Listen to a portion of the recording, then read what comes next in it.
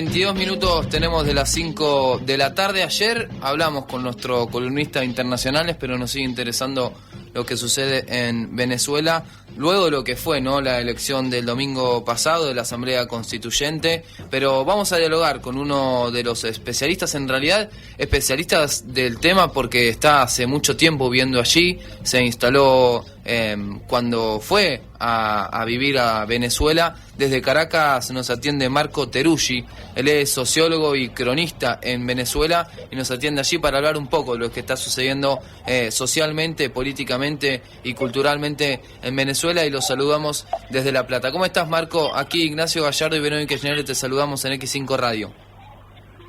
¿Qué tal? Buenas tardes desde Caracas. Bueno, primero quiero consultar, porque mira, imagino que tu lectura de medios debe ser muy grande, muy vasta, pero yo abro el Clarín, el diario más importante de la Argentina, el más grande, y dice que, como título, la confirmación de un fraude en las elecciones del domingo desata un terremoto en Venezuela. Esto tiene que ver con, la empresa que contrataron, en realidad, que usó Venezuela para llevar a cabo estas elecciones. Digo, ¿qué se habla allí? ¿Se habla de un fraude? ¿Qué es lo que sucede en cuanto a esto en información? Bueno, varias cosas para aclarar un poquito la situación. Sí. La primera es que la oposición en Venezuela siempre canta fraude cada vez que pierde. O sea, desde el 2004, cuando fue el referéndum revocatoria contra Chávez, hasta esta última elección, sistemáticamente canta fraude cuando va perdiendo. Entonces es como una especie de reflejo ya ante cualquier resultado adverso. Y cuando gana, entonces dice que el Consejo Nacional Electoral es de una transparencia y que ellos entonces confían en el poder electoral. Entonces, ahí, por lo que es de la boca de la oposición, es el mismo relato históricamente, y el elemento nuevo que llegó efectivamente es, como decís, el de esta consultora. Claro. Que ahí se están abriendo una serie de investigaciones, pero lo primero que hay que aclarar es que la consultora tampoco dio mucho más elementos que cantar fraude para señalar el escándalo internacional. Ahora, lo interesante de esto es que aún la derecha, que está con la posición de fraude, anunció el mismo día, o sea, ayer, que se van a presentar a las elecciones a gobernadores que va a haber en el mes de diciembre. Entonces, mientras dicen que el poder electoral no funciona, que responde al gobierno y que no es transparente, dicen que efectivamente van a participar, por lo que evidentemente hay una contradicción entre los discursos que vienen planteando, y sobre todo hay una oposición que se da cuenta que no puede seguir en su política de confrontación, de intentar conformar un gobierno paralelo, de desconocer al presidente, a todos los poderes del Estado, y claro, que está obligada, porque no tiene otro remedio, que es a volver a un terreno democrático. Así que yo creo que el temblor, digamos, es más internacional que nacional, y a nivel nacional lo dice la oposición, que al mismo tiempo dice que va a participar en las próximas elecciones. Bien. Y con esto también me sucede, y creo que sucede a nivel internacional, es, no sé si la poca información, pero la mala información, cómo se recorta esa información, la tendencia va hacia, digamos, poner en evidencia ciertas cosas que no suceden. Eso también imagino que es muy difícil, vos estando allí comunicando todo lo que sucede o intentando contar la mayor cantidad de cosas, ¿no? Sí, lo que cuesta ver, y además porque lo retoman algunos sectores que uno no creería que lo fueran a hacer, es cómo se invierte el orden de las cosas. Es decir, por ejemplo, el domingo la oposición desplegó una cantidad de actos para sabotar las elecciones, lo había anunciado, sí, y atacaron más de 200 centros electorales, mataron a un candidato a la Asamblea Constituyente, detonaron una bomba sobre la policía, amenazaron a los vecinos de las clases medias altas que se iban a votar, después los iban a perseguir, digamos, hubo una serie de mecanismos ante lo cual se crearon centros electorales extraordinarios para que la gente pudiera votar fuera de su zona para no ser reconocida por sus vecinos. Marco, a ver si intentamos volver a conectar la comunicación. Estamos directamente desde Venezuela con Marco Teruggi, él es sociólogo, es cronista en Venezuela, para contarles un poco qué rol juega también el periodismo, pero también contando que las cosas se invierten, ¿no? Que estabas contando más detalladamente lo que sucedió el domingo. Así es. Entonces ahí, digamos, hay una construcción de una matriz que se viene imponiendo, de tanto repetirla, con un aparato muy fuerte de comunicación, que tiene por objetivo plantear que hay un gobierno represivo y una oposición democrática, pacífica, apoyada por la mayoría de la población. La realidad no es esa, pero se ha logrado imponer ese relato y preocupa ver como algunos sectores lo retoman y lo definen como si fuera cierto. Claro. Entonces nosotros acá en Venezuela vemos como hay sectores paramilitares que atacan a la población. O sea, hay compañeros que tuvieron que irse de sus casas ante las amenazas paramilitares, compañeros a los cuales les dispararon cuando fueron a votar, y ante esa realidad que vemos una escalada de un brazo militar que empieza a ocupar territorios, nos cuentan la noticia de que el gobierno reprimió. Está la foto de la bomba que detonaron sobre la policía, ahí hay policías heridos, esa bomba fue tapa internacional, y eso lo hicieron pasar como una represión del gobierno. Entonces, acá no es que se distorsiona, acá es que se miente abiertamente porque el objetivo es demonizar.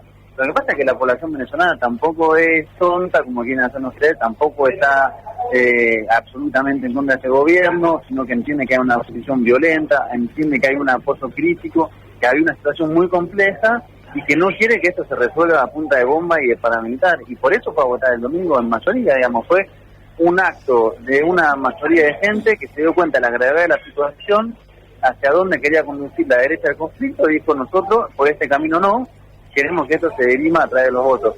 ¿Esto quiere decir que los problemas desaparecen en Venezuela? No. ¿Esto quiere decir que se solucionan todos los problemas que hay de economía, etcétera? Tampoco, y que hay un montón de cosas que resolver y una situación muy complicada, pero quiere decir que la vía planteada por la derecha de salir de eso a través de un golpe de Estado no es la que quiere la mayoría de la población. Y aunque digan que es mentira, que nadie votó, que fue un fraude, la verdad es que se dan cuenta que no pueden proseguir con su plan, y entonces dice: bueno, nos vamos a anotar en las próximas elecciones, porque si no saben que se quedan afuera y es una suerte de suicidio político. Hola Marco, ¿qué tal? Te habla Verónica. Recién hablabas, bueno, de un golpe de Estado, ¿no? Y me hace pensar en lo que está sucediendo en la región, lo que está sucediendo, lo que sucedió en Brasil, lo que sucede en Argentina y lo que sucede con los distintos líderes que, bueno, que tienen el horizonte puesto en las necesidades del pueblo, básicamente. Y lo que le pasa, lo que le está sucediendo ahora a Nicolás Maduro, que es la que quiere la continuación de esa revolución bolivariana, de lo que planteó en algún momento Chávez. Y como bien vos decías, hay un relato que está cambiado, ahí hay otra realidad. Yo lo que a mí me interesa saber, y lo que estaría bueno que vos les cuentes a los oyentes de acá de Argentina, porque hay un relato cambiado en ese momento, digo, ese relato está circulando acá en Argentina, ¿no? Que en Venezuela hay una dictadura, ¿no? Entonces a mí me gustaría que vos reflejes y describas cuáles son los actores, todos los actores que están por detrás de este golpe de Estado. Si es Estados Unidos, si son corporaciones, si no solamente la oposición dentro de Venezuela. ¿Quiénes están por detrás? Bien, el bloque golpista es interesante porque cuando uno ve los actores que están ahí se dan cuenta de los intereses que se mueven. Acá a nivel nacional está conformado evidentemente por los partidos, aunque hay matices dentro de ellos. Algunos plantean la salida insurreccional golpista y otros son un poco más lúcidos en cómo llevar el conflicto. Está el gran empresariado, agrupado en telecámaras, en la gran burguesía venezolana, los terratenientes, la cúpula eclesial y la base social histórica de ellos, que es muy clasista. Ese es el bloque nacional, y entonces es un bloque de las clases dominantes que uno se da cuenta que están ahí cuando financian, por ejemplo, cuando uno ve quiénes financian los grupos armados que están operando en la frontera, que son los paramilitares, encuentra, por ejemplo, que los terratenientes los financian y les dan los lugares para entrenar. Después, a nivel internacional, evidentemente está el Departamento de Estado, está el Comando Sur, está después gobiernos aliados muy fuertes como el de Colombia y ahora Argentina, Brasil. Están grandes empresas como la ExxonMobil, que ya está, digamos, con los ojos puestos sobre la recuperación del petróleo. Es decir, que el bloque que está contra Venezuela es un bloque absolutamente clasista e imperialista, por lo cual hay un debate que es bueno plantear, que yo creo que uno no puede decir que la revolución venezolana es una revolución prístina, sin contradicciones, sin lucha de clase al interno, que es exactamente lo que uno quisiera que sea, pero enfrente lo que hay es un clásico golpe de Estado de las clases dominantes, financiado y diseñado desde los Estados Unidos. Entonces uno tiene que ahí marcar una línea de demarcación, digamos, si critiquemos a Venezuela, si critiquemos a Maduro, al chavismo, debatámoslo, veamos en qué se equivoca, en qué claudica, en qué avanza, todo ese debate necesario que hay que dar para que la revolución sea revolución, pero de ninguna manera podemos pasar a apoyar ese golpe que está en marcha del otro lado, porque lo que traería eso en caso de triunfar, vamos a ser absolutamente sinceros, es una persecución política al chavismo, una subordinación de la economía a los Estados Unidos y una recuperación del poder político también para hacer funcionar a la lógica norteamericana en el continente. Entonces ahí hay una línea roja que yo creo que es bueno marcarla, porque si no caemos en el cuento de que hay una oposición democrática, pacífica, que representa los intereses populares, y eso no es así, y su base social es siempre clasista, y los que financian todo este entramado, los que juegan al golf mientras los otros cortan una calle y son pagados para hacer eso, son los mismos que perdieron el poder hace más de 18 años en Venezuela. Estamos dialogando con Marco Teruggi, él es sociólogo, en estos momentos es cronista, nos atiende desde Caracas, desde Venezuela. Marco, lo que preocupa también, y me parece que allí quizás hay poca reflexión o responsabilidad de la cantidad de muertos, ¿no? Porque es una realidad que golpea directamente al pueblo, y me parece que verdaderamente no se hacen cargo de lo que están generando y haciendo día a día, ¿no? Sí, ahí hay una estrategia muy cínica y muy cobarde, que es la de primero adjudicarle todos los muertos al gobierno, algo para lo cual se presta mucho periodismo y no hay una investigación atrás. Bueno, efectivamente hay más de 120 muertos en Venezuela en más de 100 días de conflicto. ¿Cuál es la causa de cada una de las muertes? Ahí hay una trampa de periodismo de o decir que es el gobierno, o digamos decir muertos en Venezuela sin nombrar quién los genera, y que uno sobreentienda que es el gobierno. De los más de 100 muertos que hay, aproximadamente 11, son los números que manejamos hace pocos días, fueron por disparo de fuerzas de seguridad del Estado. Claro. Para eso hay más de 30 procesados, hay gente encarcelada, o sea, vamos a decir que menos de un 10% es responsabilidad del Estado, y el Estado ha asumido esa responsabilidad y ha dicho: acá hubo un error y vamos a castigar a los que cometieron ese error. Y seamos sinceros, las fuerzas de seguridad del Estado no son las que quisiéramos que sean, se han hecho reformas, pero quedaron a medio camino. Y eso es algo que hay que resolver acá. Pero el resto de las muertes, que son más del 90%, nadie se hace responsable de eso. Ni los autores materiales, ni los autores intelectuales, que son en este caso principalmente los que conducen a la violencia en la calle, que son los partidos de Voluntad Popular y Primera Justicia, no se hacen responsables. Es más, hay jóvenes que han muerto manipulando un mortero que le han explotado en el pecho y después dicen que los mató la policía. Hay personas que fueron asesinadas simplemente por pasar cerca de una manifestación y les disparaban, porque el objetivo es levantar la cantidad de muertos y que eso genere el escándalo mundial. Cuando este conflicto empezó a principios de abril, hubo una pregunta que era: ¿cuántos muertos son necesarios en Venezuela para que la derecha logre su plan? Bueno, esta cantidad de muertos aumenta, porque cuanto más muertos se apilen sobre los muertos sin decir por qué murieron, van a generar ese escándalo internacional. Entonces, uno puede opinar sobre Venezuela, uno, insisto, puede decir me gusta, no me gusta. Ahora, cada muerto tiene una razón, y esos números están, esas investigaciones están, de los poderes públicos, de periodistas, de espacios de investigación. Lo que no se puede decir livianamente: hay más de 100 muertos por la crisis, que eso se va a decir por el gobierno. Ahí hay una responsabilidad periodística y un objetivo político muy claro. No, sí, definitivamente eso me hace acordar mucho a una de las tapas del diario de acá Argentina en algún momento. La crisis causó 2 nuevas muertes, ¿no? Y por otro lado, aparte del análisis quizás político que podamos hacer y sobre la realidad preocupante que están viviendo los venezolanos, la realidad en el sentido del día a día, el tema del alimento, el tema de la salud, ¿cómo se está viviendo eso? Mal y peor en estas semanas. Lo que hay acá es un proceso de desestabilización permanente que afecta a todos los ámbitos de la vida, ¿no? El tema es asfixiar a la población y golpear al gobierno, y esto se desarrolla sobre todos los planos, y en particular el económico. Sí. Entonces, por ejemplo, después del domingo, que fue una victoria política del chavismo en una gran confrontación, o sea, se acumuló durante meses una confrontación que finalmente el domingo ganó el chavismo, recrudeció el frente económico. El dólar paralelo aumentó casi el doble en el lapso de 3 o 4 días. Estaba un dólar en 9.000 aproximadamente y ya está en 16.000. Eso implica que todos los precios van a aumentar automáticamente, porque una parte de la economía está sometida a ese dólar paralelo, que es un dólar criminal, que es la forma de golpear el sistema económico. Ninguna variable económica explica por qué el dólar paralelo pasa de 8.000 o 9.000 a 17.000 en 4 días. Eso es un ataque direccionado para generar un proceso de aumento de los precios, que va a afectar sobre también la cantidad de productos, no sé, de un carro, etcétera, etcétera. Ahí tenemos un problema a nivel de que el gobierno no encuentra la forma de frenar esto.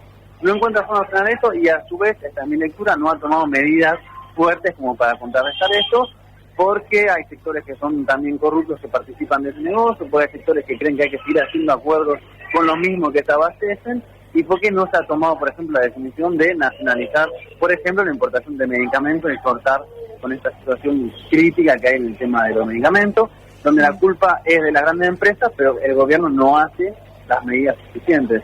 Entonces, gran parte de la población está en la tensión entre conflicto político y la realidad cotidiana económica, que es muy dura, que aumentan los precios y que no se logra nunca un nivel como de alivio, o aunque sea de estabilización de la situación. Eso creo yo que es lo más dramático, lo que más desgasta a la población, y otra vez los medios dicen que es todo responsabilidad del gobierno, aún cuando se encuentran galpones con comida que lo esconden, aún cuando se encuentran galpones con medicamentos vencidos, escondidos por las grandes empresas farmacéuticas. Claro.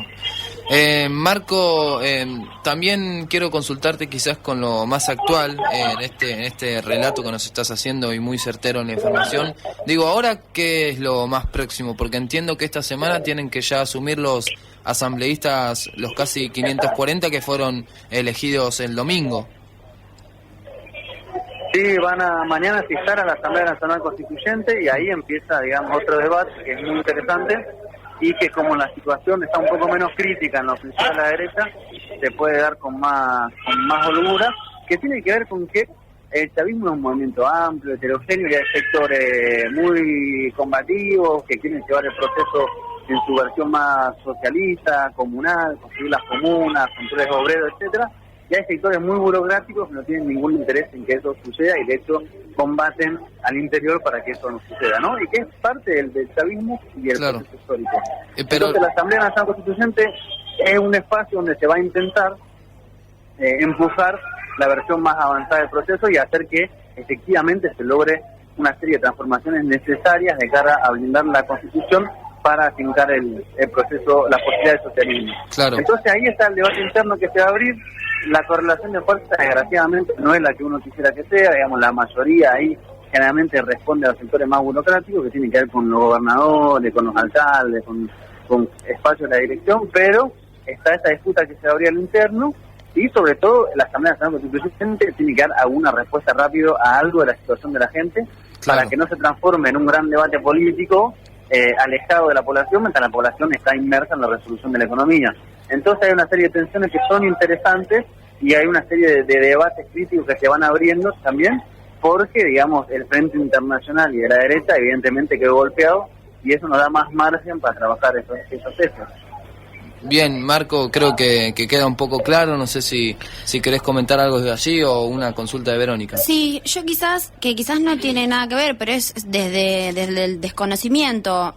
No mencionamos en ningún momento el petróleo y, digamos, el interés de Estados Unidos y desde las corporaciones y desde todos los actores que me estás diciendo, ¿tiene que ver con la fuente fundamental de la economía de Venezuela, que es el petróleo? Sí, eso es el corazón siempre presente del conflicto, digamos. Bien. Y ahí hay una disputa de los Estados Unidos para recuperar control directo, y además para disputar con Rusia y con China, que están haciendo una cantidad de inversiones en Venezuela, y Rusia en particular, que ha invertido en el petróleo, que ha agarrado porcentajes junto con el Estado, y ahí, digamos, los Estados Unidos lo han dicho, para ellos eso es una amenaza, es un problema que haya presencia de Rusia y de China en el continente americano. Entonces quieren retomar el control directo sobre eso, y además sobre otra cantidad de fuentes de riqueza que hay en Venezuela, como es el oro, el coltán, los diamantes. Es un país con un subsuelo muy rico y con una cantidad de cosas para explotar inmensa. Entonces, eso siempre está latiendo. La ExxonMobil es un actor fundamental en eso, está metido en el gobierno norteamericano. O sea, hay unos intereses políticos y económicos muy entrelazados, y hay una necesidad de subordinar la economía venezolana a Estados Unidos. Pero después hay otra cosa muy importante, que es que además acá de recuperar el control sobre la economía, quieren aplicar una revancha sobre el proceso político del pueblo venezolano. Quieren castigar a Venezuela por haber hecho y seguir haciendo lo que ha construido. Digamos, lo que ha pasado el domingo es importante porque es heroico en el sentido de que hace más de 3 años que estamos enfrentando una cantidad de agresiones, con dificultades económicas, hubo gente amenazada para votar, la realidad es dura, y sin embargo esta cantidad de gente salió a votar. O sea, más del 35% de la población dijo claramente que está a favor de este proceso político, aunque estén descontentos con la realidad actual y con la dirección, pero que no está dispuesta a otra cosa luego de tanto recibir impacto. Entonces ahí hay una lectura que hacer, digamos, sobre la fortaleza que tiene el acumulado que hay en Venezuela, y los Estados Unidos leen eso como también que si retoman el poder político es necesario terminar con esa base activa de la población que hace ingobernable cualquier proyecto de corte neoliberal que quiera adueñarse de Venezuela. Tal cual. Marco, te agradecemos mucho tu tiempo desde aquí, desde la ciudad de La Plata. Seguro cuando vos te recibiste, aún sociología la cursabas en 48 y 7.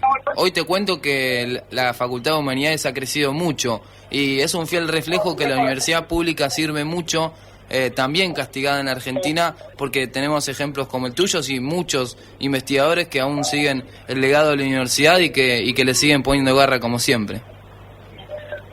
Así es, yo agradezco a la Universidad de La Plata y a la Universidad Pública, porque la verdad, cuando uno ve acá en Venezuela la disputa de la universidad y las universidades públicas en manos de la derecha, se da cuenta que lo que tenemos en Argentina es muy valioso y hay que pelear para ampliarlo cada vez más.